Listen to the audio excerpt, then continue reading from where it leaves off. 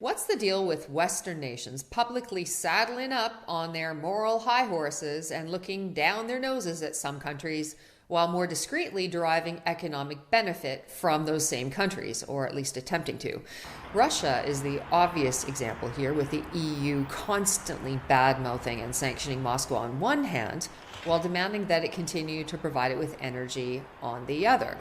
Well, at least until it can wean itself off of the dirty authoritarian gas molecules. And now, 4 years after former Chancellor Angela Merkel stopped German weapons sales to Saudi Arabia, citing the kingdom's involvement in the murder and dismemberment with a bone saw of Washington Post columnist and Saudi activist Jamal Khashoggi inside the Saudi consulate in Istanbul, well, it looks like Berlin has had a change of heart.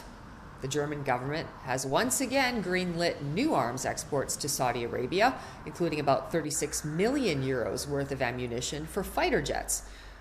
It's surely just a coincidence that German Chancellor Olaf Scholz wrapped up his Middle Eastern door-knocking Got Gas tour, which included a visit with Saudi Crown Prince Mohammed bin Salman. So what were the conditions supposed to be for resumption of weapons sales from Germany to Saudi Arabia? Look at the monstrosity that happened at the Saudi Arabian consulate in Turkey. That has to be cleared up, and so long as it's not explained, there will be no arms exports to Saudi Arabia. I assure you of that explicitly.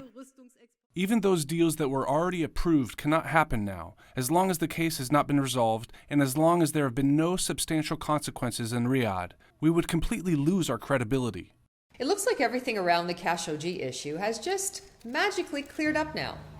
Where did all that moral outrage go all of a sudden? Well, all that's a minor detail, I guess, when Berlin hasn't stopped making profits from weapons sales to Egypt and the UAE, which are also part of the Saudi-led coalition in the Yemen war against the Iranian-backed Houthis that was overwhelmingly condemned in a resolution passed by the European Parliament last year as the, quote, world's worst humanitarian crisis. But Germany needs fuel and the Saudis need weapons, so they both need you and me to get a sudden case of really bad amnesia and forget that everything else happened previously. Now, Biden was also intent at one point on making Saudi Arabia a pariah. It looks like he's making about as much progress on that front as he is at mastering the stairs. Since that Iran nuclear deal hasn't really turned out the way that Biden had hoped, and the U.S. is running low on oil reserves, the Saudis have been miraculously rehabilitated. These are the moral authorities dictating how the average Western citizen must suffer financially and sacrifice for whatever values that the elites evoke at any given time. But they clearly have no qualms changing those values whenever it suits them.